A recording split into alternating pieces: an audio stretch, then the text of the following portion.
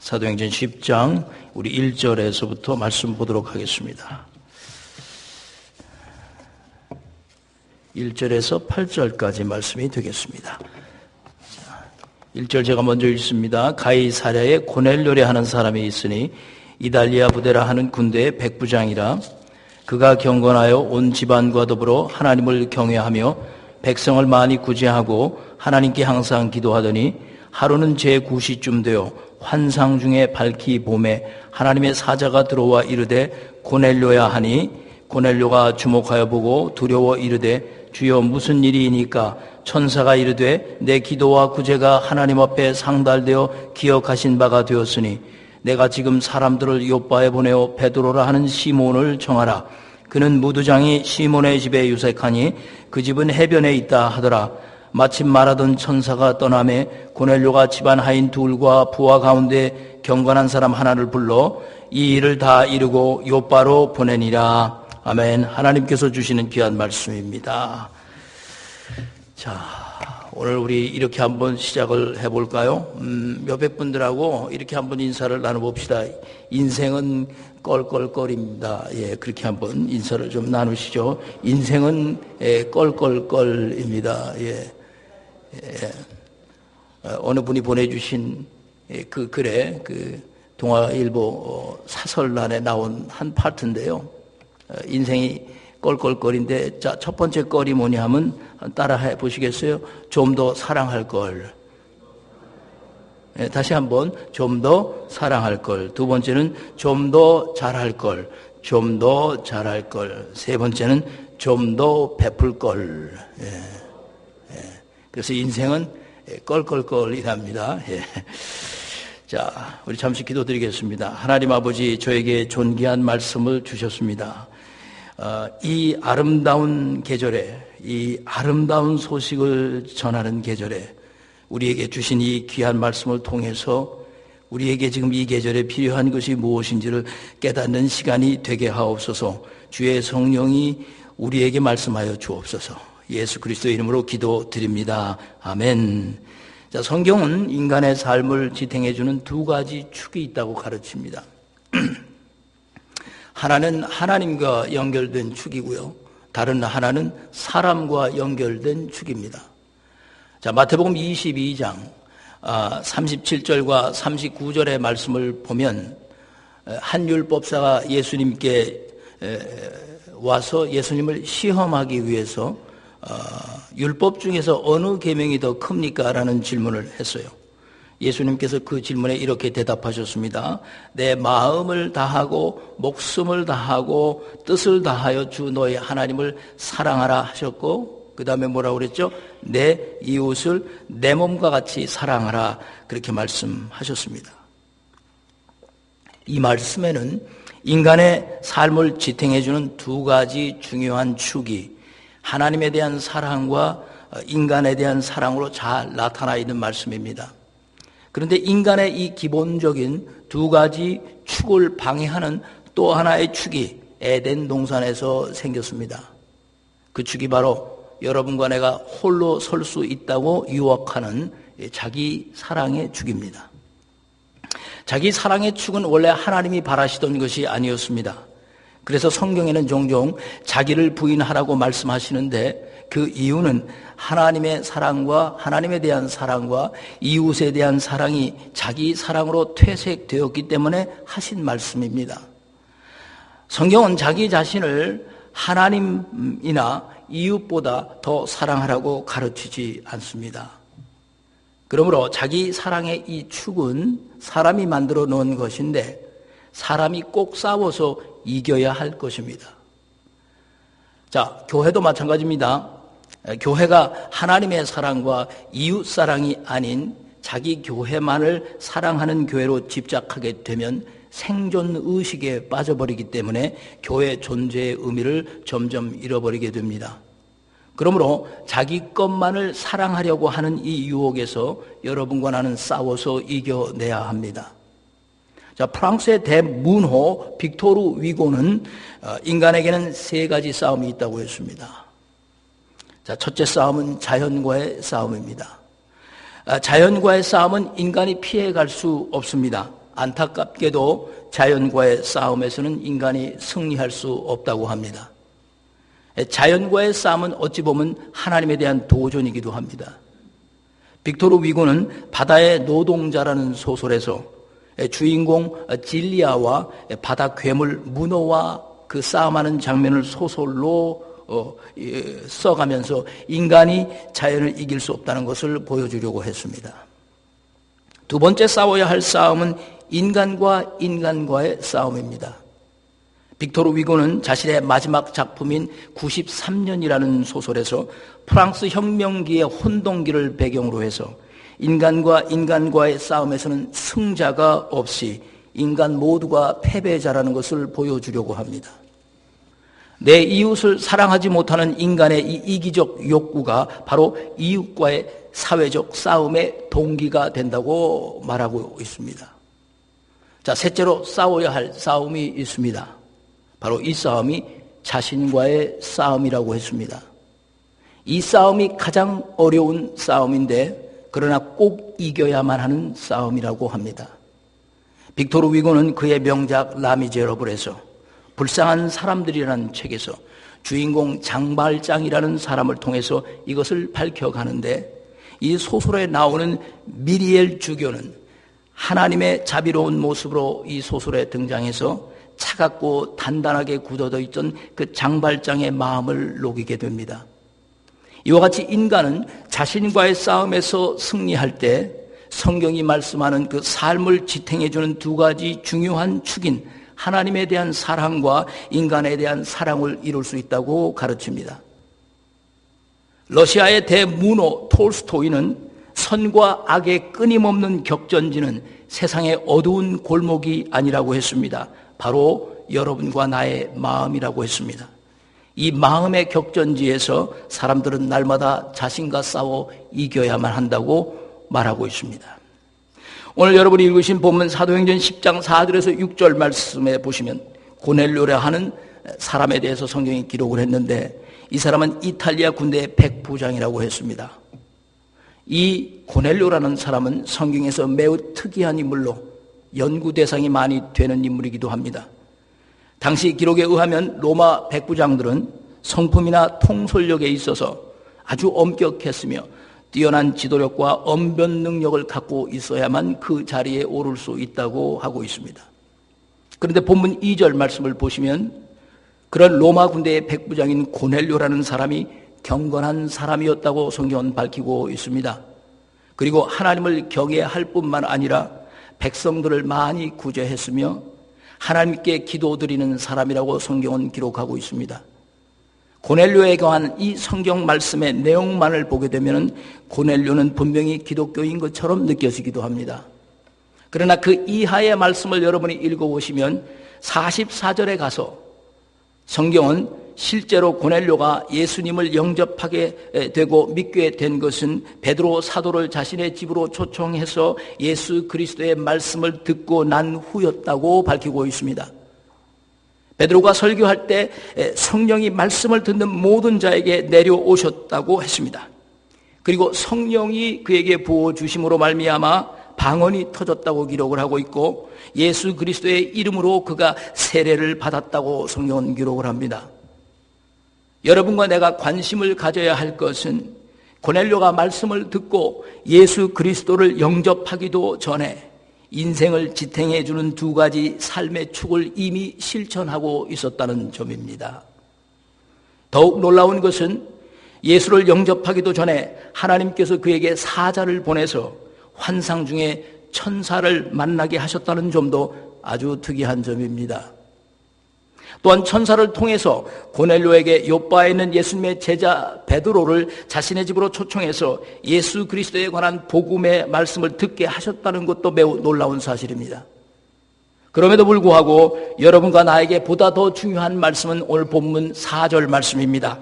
자, 우리 4절 말씀을 한번 다 같이 읽어보도록 하겠습니다. 시작. 고넬료가 주목하여 보고 두려워 이르되 주여 무슨 일이니까? 천사가 이르되 내 기도와 구제가 하나님 앞에 상달되어 기억하신 바가 되었으니. 고넬료가 주목하여 보고 두려워 떨며 주여 무슨 일입니까? 라고 물어봤을 때 천사가 그에게 이르기를 내 기도와 구제가 하나님 앞에 상달되어 기억되신 바가 되었다라고 말씀하셨다는 겁니다. 고넬료의 이 기도와 구제가 하나님 앞에 상달되어 기억하신 바 되었다라고 하신 이 말씀은 예수를 믿는 사람들도 하나님께 항상 기도하고 가난한 자를 구제하는 일들을 잘 할까 말까 한데 아직 말씀이 무엇인지도 모르고 세례를 받지도 않은 고넬료가 하나님께 기도하고 많은 백성들을 구제했다고 하는 이 성경의 말씀은, 그리고 하나님께서 그런 사람을 기억하셨다는 것은 참으로 놀라지 않을 수 없는 것입니다. 제가 이 말씀을 묵상하고 준비하면서 참으로 반성한 것은 내가 그리스도인으로서 어떻게 살아야 하는가라는 질문을 매일 던질 때마다 나는 그리스도인이 되었기 때문에 하나님께 기도하는 것이고, 내가 그리스도인이 되었기 때문에 나는 많은 사람을 구제해야만 한다고 생각하고 살아왔다는 점입니다. 그러나 고넬료를 통해서 깨닫는 것은 여러분과 내가 그리스도인이 아닐지라도 사람이기 때문에 하나님께 대한 경외심과 인간에 대한 구제와 봉사를 할 수도 있다는 것입니다. 이것은 꼭 그리스도인이기 때문에 할 수 있는 것은 아니라는 점을 오늘 이 고넬료를 통해서 깨닫게 하시는 겁니다. 만약에 여러분과 제가 그리스도인이기 때문에 하나님께 기도하고 그리스도인이기 때문에 가난한 자를 구제하며 살아야 한다고 생각을 한다면, 이것을 뒤집어서 생각을 해볼 때 여러분과 내가 그리스도인이 되어서 복음의 말씀을 매일 듣고 살면서도 하나님 앞에 항상 나와 기도하지도 않고 사람을 구제할 생각도 하지를 않는다면 그런 사람들은 도대체 무엇인가 궁금할 수밖에 없는 것입니다. 꼭 저의 논리가 맞다고 주장하는 것은 아닙니다. 만약에 그리스도인이 아니라도 할 수 있는 이런 것들을 그리스도인이 되어서도 못하는 경우가 되면 하나님으로부터 기억조차 안 되는 것은 말할 것도 없을 것이고 오히려 화를 당하지 않는 것이 다행인 것입니다. 고넬료를 통해서 여러분과 내가 그리스도인으로서 사는 것도 중요하지만 사람답게 사는 것이 더 중요하다는 것을 깨닫게 되는 것입니다. 사람다운 사람이 되어서 그리스도인이 되는 것과 사람답게 살지도 못하면서 그리스도인이 되는 것에는 엄청난 차이가 있는 것입니다. 보세요. 천지를 창조하신 하나님을 경외하는 마음과 하나님의 형상대로 지음을 받은 사람들을 돕고 구제하는 이 행위는 사람이기 때문에만 할 수 있는 것입니다. 그리스도인만이 할 수 있는 것은 아닌 것입니다. 고넬료가 이 중요한 두 가지 축을 얼마나 잘 성실히 실천했는가를 오늘 2절 말씀을 통해서 잘 기록을 했습니다. 우리 2절 말씀을 한번 같이 읽어볼까요? 같이 읽겠습니다. 그가 경건하여 온 집안과 더불어 하나님을 경외하며 백성을 많이 구제하고 하나님께 항상 기도하더니. 자, 이 말씀을 보십시오. 백성을 어떻게 구제했다고 그랬습니까? 많이 구제했다고 했습니다. 하나님께 어떻게 기도했다고 했습니까? 항상 기도했다고 했습니다. 고넬료가 많이 구제하고라고 했고 하나님께 항상 기도하더니라고 했습니다. 이것은 주님을 영접하기 전의 일입니다. 만약에 여러분과 제가 하나님께로부터 기억되기를 정말 원하신다면 하나님을 경외하며 하나님께 항상 기도하는 것은 우리가 해야 할 일이며 이웃을 구제하는 일도 우리는 많이 해야 하는 것입니다. 그렇다면 여러분과 저는 이제 아주 중요한 결론에 도달하게 됩니다. 만약에 인간으로서 기도와 구제를 잘 실천할 때 하나님께로부터 받는 큰 은혜에 관한 것입니다. 먼저 고넬료가 받은 은혜가 무엇이었는지 살펴보는 것이 매우 중요하겠습니다. 고넬료가 하나님께 기도하고 구제를 많이 함으로 인해서 받은 은혜는 물질에 대한 은혜가 아니라 영적인 축복과 은혜를 받았다는 점입니다. 우리는 종종 영적인 은혜와 이 물질적 은혜의 우선순위를 혼동해버리기도 하지만 하나님의 목적은 항상 한 가지에 귀결되어 있습니다. 하나님은 영혼입니다. 하나님은 영혼의 목적을 가지고 계십니다. 모든 것은 그것을 위한 수단에 불과한 것뿐입니다. 고넬료는 일반 사람들이 경험할 수 없는 신비로운 하나님의 은혜를 경험했지 않습니까? 그는 누구도 쉽게 만날 수 없는 천사를 만남으로 하나님의 특별한 은혜를 체험한 사람이었습니다. 성경이 이런 체험에 대해서 분명하게 시간을 기록했다는 것은 매우 큰 의미가 있습니다. 자, 고넬료가 천사들을 환상 중에 본 시간이 몇 시였던가요? 9시라고 말씀하고 있습니다. 3절 말씀에 보면 이렇게 기록합니다. 하루는 제 9시쯤 되어 환상 중에 밝히 봄에 하나님의 사자가 들어와서 이르기를 고넬료야 하니, 성경은 이렇게 기록했습니다. 여기서 하루라고 했을 때 이 하루라고 하는 말씀은 항상 기도하던 중에 하루를 말씀하는 것입니다. 안 하다가 한 번 하는 하루가 아닙니다. 아마도 고넬료는 많은 사람들을 더욱 구제할 수 있도록 하나님께 기도했었는지도 모릅니다. 그런데 왜 9시라고 밝힌 것이 중요했을까요? 그 이유는 고넬료가 항상 9시에 기도했기 때문입니다. 9시는 이스라엘 사람들의 시장 개념으로 보면 현대 시간으로는 오후 3시입니다. 그러니까 고넬료는 항상 오후 3시가 되면 무릎을 꿇고 항상 하나님께 기도했습니다. 그때 하나님께서 환상 중에 고넬료에게 나타나시는 것입니다. 하나님의 은혜라는 것은 바로 이 항상에 있음을 여러분은 잊지 마셔야 합니다. 여러분, 정해놓은 시간에 항상 기도한다는 것은 쉬운 일이 아닙니다.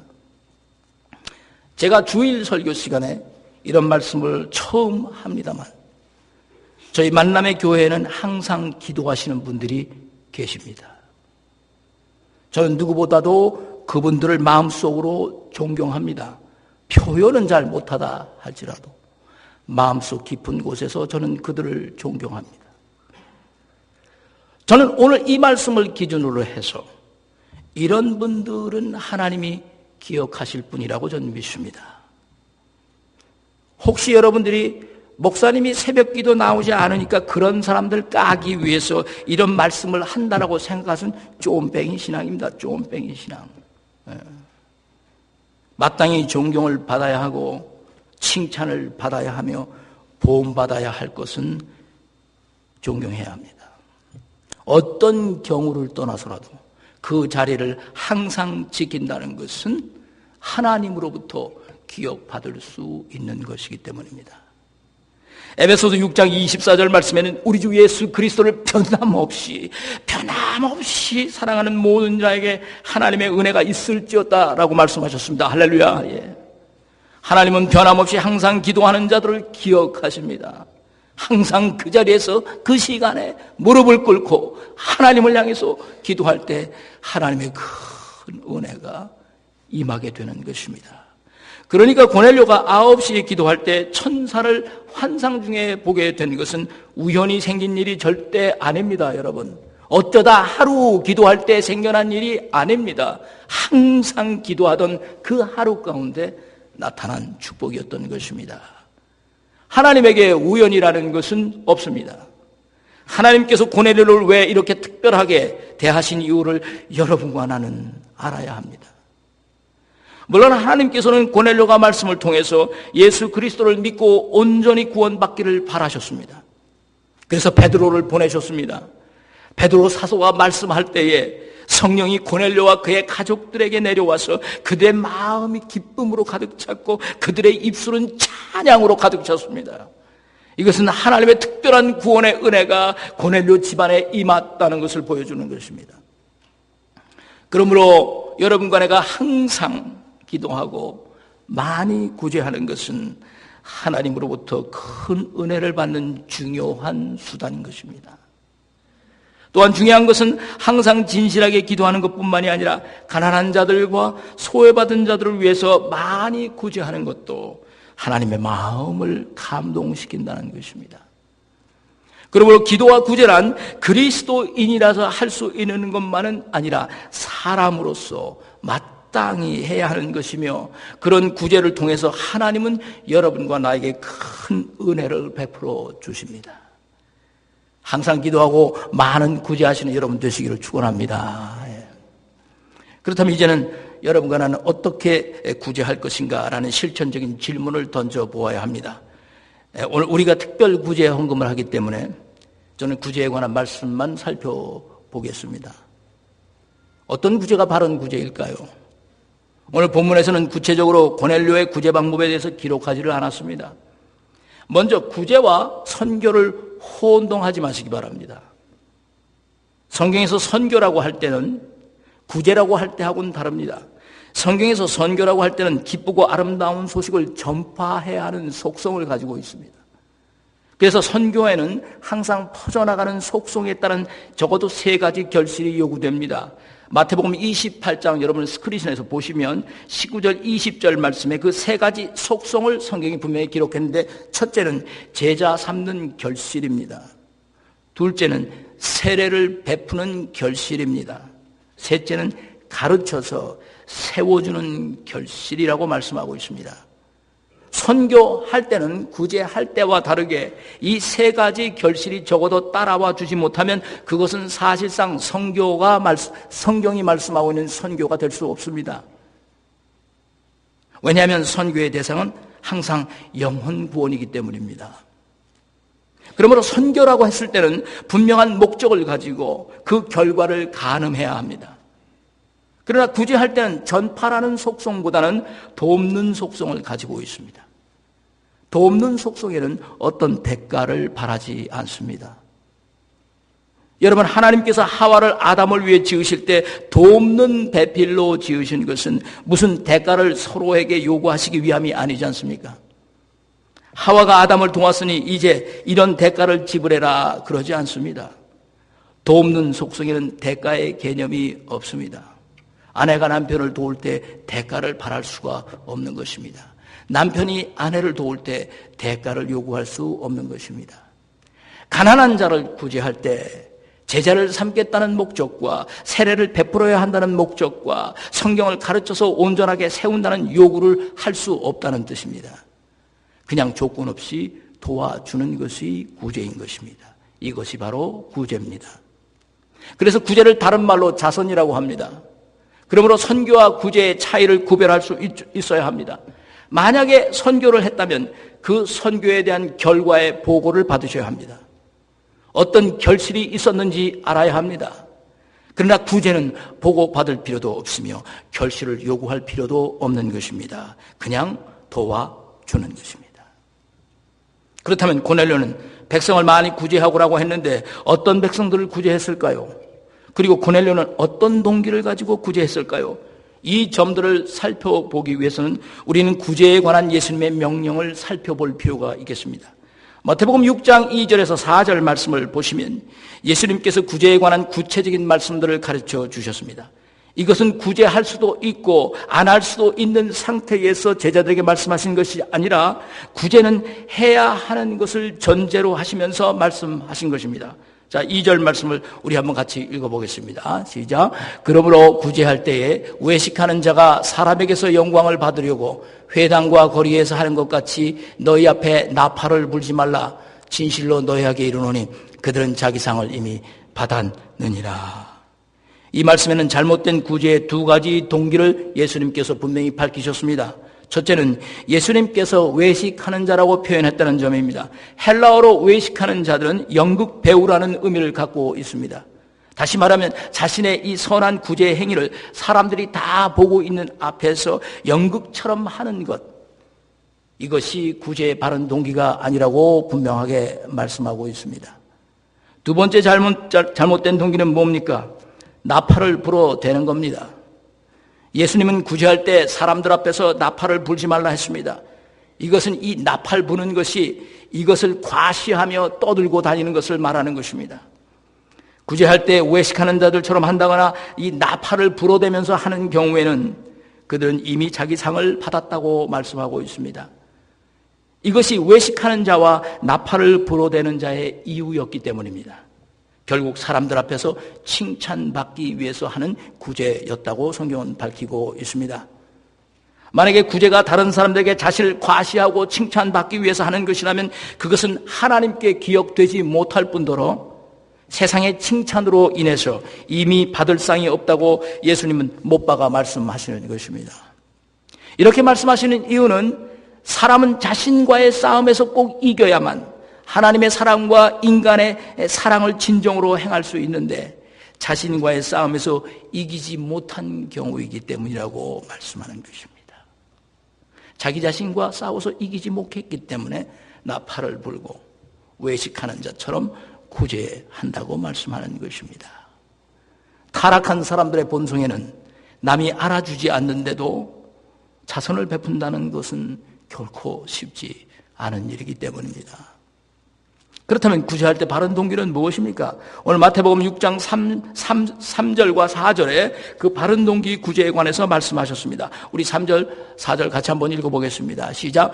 너는 구제할 때 오른손이 하는 것을 왼손이 모르게 하여 내 구제함을 은밀하게 하라.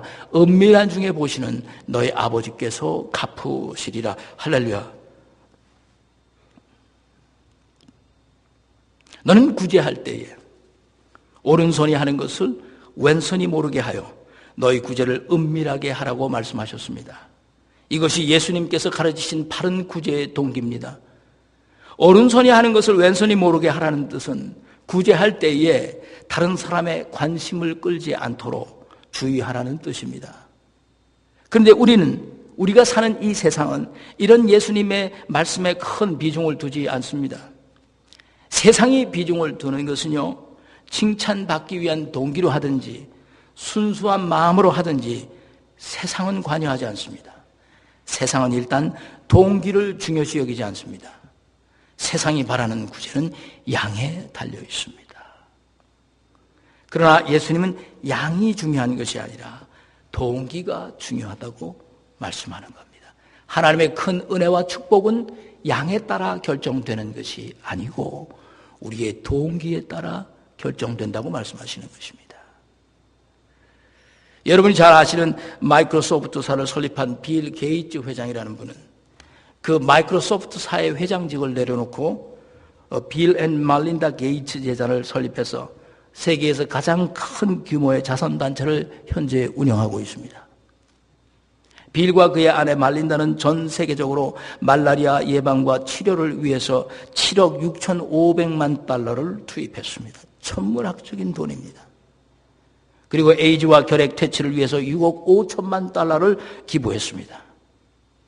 이런 구제의 노력에 힘을 입어서 지금까지 약 70만 명의 목숨을 구했습니다. 얼마나 아름답고 좋은 일들입니까? 이런 눈부신 자선 활동에 영향을 받은 미국의 세계적인 투자자 워렌 베퍼슨, 2006년도에 한국 돈으로 계산하면 34조 7천억 원이나 되는 어마어마한 숫자의 돈을 빌 앤 말린다 자선단체에 기부했습니다. 그 외에도 영화배우 브래드 핏과 엔젤라 졸리도 대규모 자선단체를 운영하며 천문학적인 액수의 돈으로 가난한 자들을 구제하는 일에 힘을 쏟고 있습니다. 그렇다면 이런 유명인사들은 예수님께서 말씀하신 마태복음 6장 2절 말씀에 구제할 때 오른손이 하는 것을 왼손이 모르게 하라고 하신 말씀에는 어떻게 적용될 수 있습니까? 2절 말씀 있는 그대로 바라보면 그들은 이미 나팔을 불었기 때문에 자기들이 받을 상을 세상에서 받은 것이라고 성경은 말씀하는 것입니다. 받을 상을 이미 받았다는 뜻은 하늘나라에 가면 상이 없다는 뜻이 아니라 이미 말씀드린 대로 하나님께서 기억하지 못하는 자선이요 구제라고 말씀할 수 있겠습니다. 만약에 그들이 자신들의 구제 사업이 다른 사람들의 눈길을 끌고 효과적인 광고를 해서 더 많은 자선의 효과를 낼 수 있다 할지라도 아무리 좋은 것이고 아무리 세상을 변화시키는 것이라 할지라도 하나님은 기억하지 못하실 것입니다. 예수님은 구제할 때 은밀하게 하라고 하셨습니다. 이것이 하나님 앞에서 받을 상급이라고 했습니다. 이 세상에는 이름도 알 수 없이 오른손이 왼손이 모르게 하는 많은 구제가 있다는 것을 아셔야 합니다. 그리고 고넬료의 구제가 하나님으로부터 기억됐다는 것은 고넬료의 구제는 은밀한 가운데 많은 백성들을 구제했던 것으로 성경은 이제야 밝혀준 것입니다. 그리고 고넬료는 항상 기도하는 가운데 은밀하게 구제한 것으로 보아서 고넬료의 마음에 구제로 인한 부담감을 안고 한 것은 아닌 것으로 저는 봅니다. 구제는 기쁨으로 해야 합니다. 마지못해서 하는 구제는 하나님께 기억되지 못합니다. 이번 우리 교회가 이 구제가 양이 아니고 바른 동기로 하는 구제가 되기를 바랍니다. 이 구제가 오른손이 하는 것을 왼손이 모르게 하는 구제가 되기를 원합니다. 재정부는 이 구제 헌금만큼은 총액만을 밝히셔야 합니다. 우리 만남의 교회는 모두가 살기가 어렵지만 하나님의 말씀에 붙잡힌 교회가 되기를 저는 원합니다. 이번 성탄절에 재난을 당하고 어려움에 처한 백성들을 구제하는 이 은혜가 우리 교회에 있기를 원합니다.